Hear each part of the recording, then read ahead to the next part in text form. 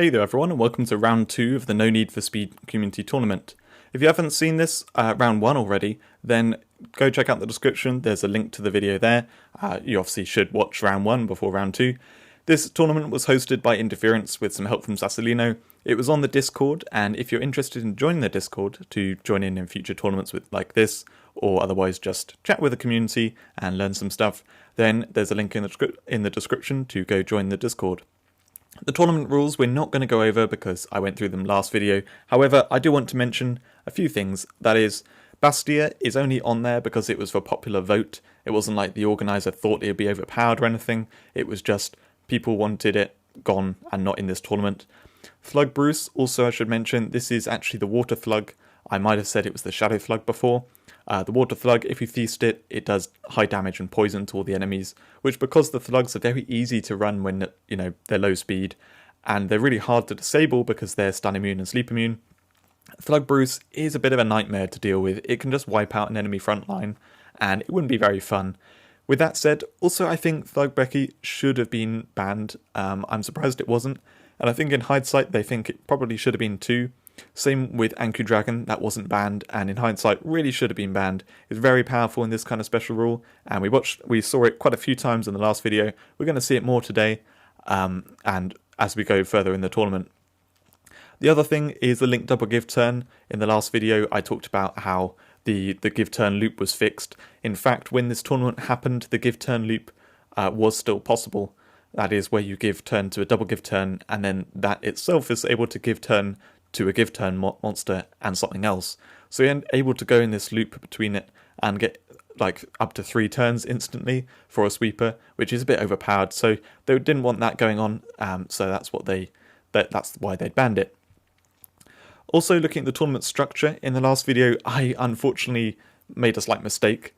I don't want to overcomplicate this. It isn't too complicated, and it doesn't matter for this video. However, you can see I've color coded for video 3 and video 4 because I'm changing slightly what I'm doing in those videos.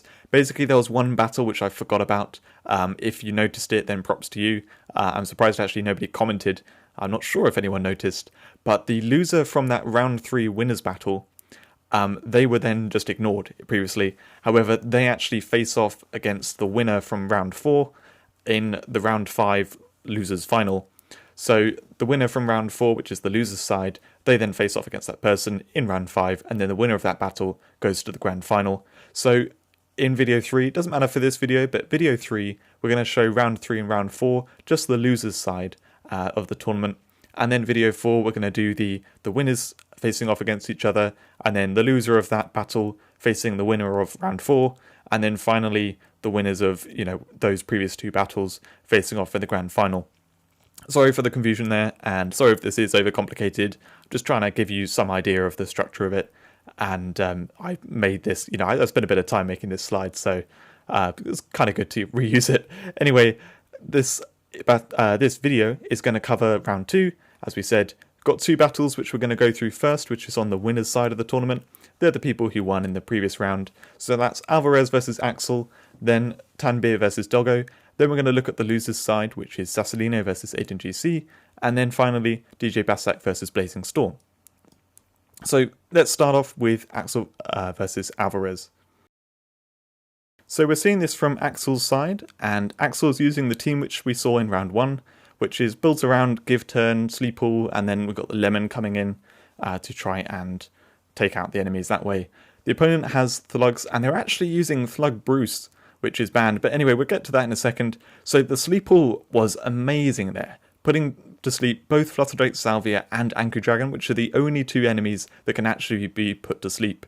So incredible luck there at the beginning, and then from here he does a brilliant bit of give turn to Lemon to get rid of both Thug Bruce and Flutterdrake Salvia before it gets a turn, and then able to chain these give turns into more sleep to take out the enemies. Great bit of control, very well played by Axel here, and yeah, really good win. Now that Thug Bruce should have been banned. I think it was a mistake. It just got missed, and there should have been an automatic loss. But either way, Axel won, so it doesn't really matter too much. The second battle, Axel's using the same team. I think maybe Alvarez or someone realised that he was cheating. So Bruce is gone, and Bruno's in the place. And in fact, he has Elmiraith there to really nicely go into a Morphean bomb now that he's got the sleep control. Flusterdrake Salvia at this point really should do Blood Clone next, but for some reason he does give turn to Elmiraith. I think maybe he didn't realise that you could do it or something like that. And from here he's just going to take a bit of time lining up all his monsters, doing a lot of skipping so that they can all get a turn really quickly after the Morphean bomb.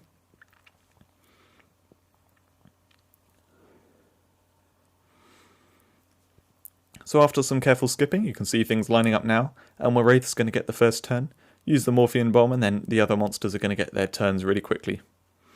So he does the Morphean bomb, kills off all the enemies, and the new ones come in. It hasn't been enough time for Lemon to trigger, so Lemon does not trigger. Flusterdrake Clover, he actually wants to kill off the Aegis Dragon first before Flusterdrake Clover does the sleeps. So he just skips, and then Bruno does hit all. In fact, he probably should have just done the sleep, because then he wouldn't have to do the give turn here. But it doesn't matter too much, because he can still do the give turn and then use pair sleep to guaranteed sleep the other two enemies. Now you can probably see Alvarez does win this fight, this particular battle. There was a third battle, but I think unfortunately it was there was some problem in the recording, so they tried to go. They were going to go back and re-record and like recreate the fight, but they didn't get around to it. So what I can tell you is that they did a third battle, and Axel won that battle. So Axel's through to the next round, and Alvarez goes to the losing side of the tournament. So this is Tanbeer versus Doggo now. Watching it from Tanbeer's side, Nova Drake gets the stun wave off at the beginning, absolutely brutal, putting the enemies out of play. And Anchor Dragon doesn't have a target, so he just does skip, but Tanbeer's not having any of that. He skips straight back.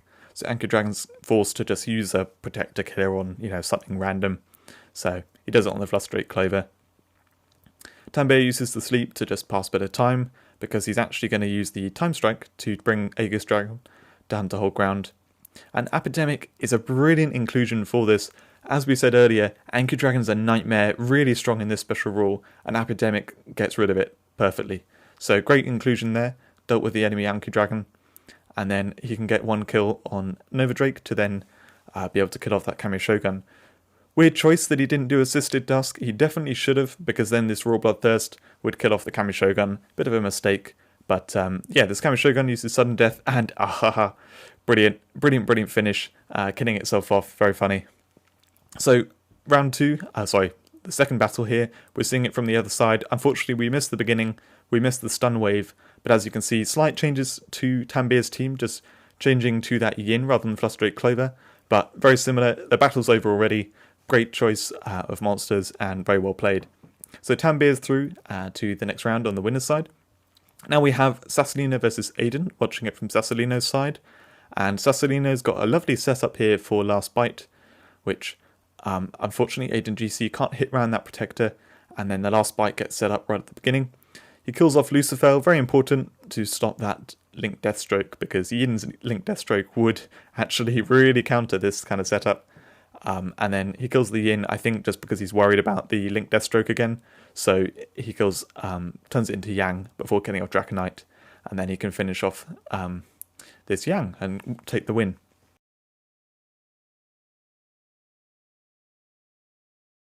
Battle number 2, again between SaSSolino and AidanGC. SaSSolino switches to a sleep team, which you can see here, all slow monsters, but yeah, very nice sleep setup. And AidanGC switches to just a bunch of monsters. It's hard to see the synergy here, other than Fire Queen can do the sleep all, which is what he's going to try and do probably when it gets to the turn. SaSSolino makes the very silly mistake of using Blood Crave on Fire Queen. If you don't know, a lot of sleep monsters, they have the sleep move in the bottom left position. So I think he didn't realise that it's actually Blood Crave on Flusterdrake Clover, so he accidentally used that rather than the sleep move. Now we move to the slushy ones. Now Slushy Bruce I don't believe is banned, because it doesn't have the Feast Revenge, it just has the Tholid passive. So he very cleverly at this point does Switch Friend on Goldram, I believe. Yes, Switch Friend on Goldram, bring in the Night Horse. Very nice move, use of the Switch Friend, getting rid of your monster that's asleep. But his team just doesn't really have any aggression. Unfortunately, I don't think AidanGC would have been able to win in any way, no matter how he played this, because Slushy Bruce and Slushy Bob, all they can really do is hit all. And I mean, they're not even fully evolved. And then the Gold Ram, it's not going to do anything. The other monsters, well, Night Horse can do a bit of damage, but like, they just can't do enough damage to actually kill monsters off. But anyway, so after a bit of time, SaSSolino gets turns with his monsters again, and now we can start the sleep stuff. So he puts Night Horse to sleep, but he misses. So does he use the team turn? No, he's just going to skip. And then now he's going to sleep it again, but he realizes, no, I'm not gonna leave it to chance again. I'm just going to pair sleep. So he puts Night Horse to sleep. Slushy Bruce, all it can really do is hit all, unfortunately. And then we use the team turn. Rather than grabbing a kill on Frustrated Clover, he actually wants to grab kills on Stormlock. The reason being is Stormlock's Bloodthirst is going to be a lot more useful for dealing with those Tholid monsters.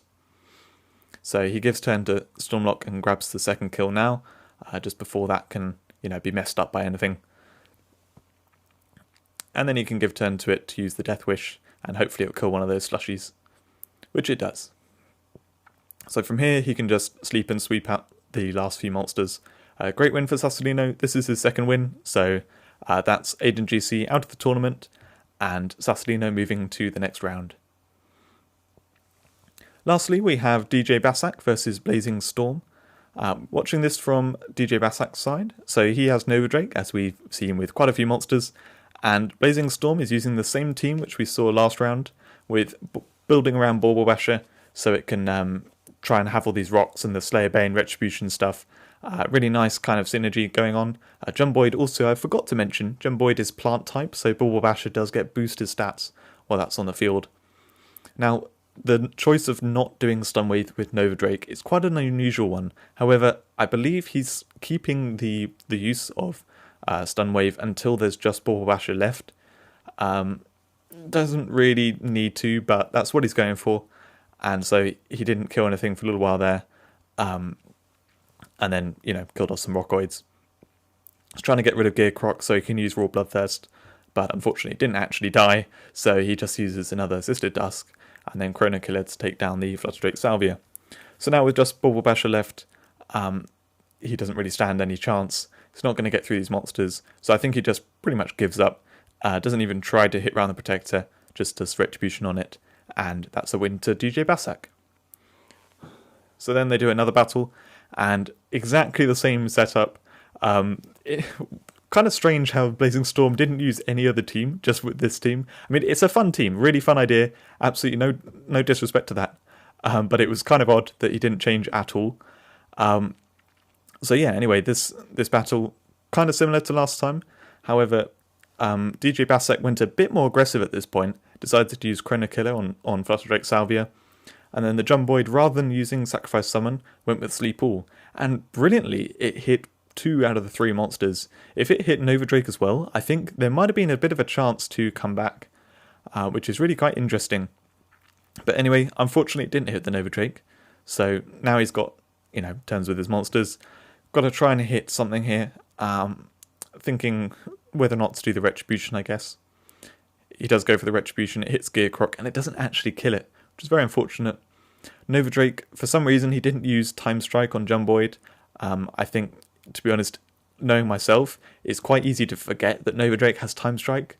I actually forgot for a very long time when I was using it, because I was so focused around charging the Raw Bloodthirst, the stun move, the hit all, that actually remembering it has Time Strike when you haven't set it up prior to that with the with the stun wave is surprisingly easy to do. Anyway, as you can see, just the Bauble Basher left, so the stun wave comes out now, and then he can use Time Strike to finish off Bauble Basher. Great win to Djbasak, and that's Djbasak going through, and BlazingStorm is now out of the tournament. So these are the final standings after round 2. The top 2 here on the winner's side of the tournament. So the 2 losses there of Alvarez and Doggo, they're still in the tournament, they're just going into the losing side. And AidanGC and BlazingStorm are now out of the tournament. And the wins for Axel, Tanbeer, SaSSolino and Djbasak, all of them still sticking in, going strong. So I hope you enjoyed this video. Next video will be round 3 and round 4, not showing the showdown between Tanbeer and Axel, that's going to be saved for round 4, but otherwise everyone else is going to be involved in the next video. Thanks for watching, and I'll see you in a video soon.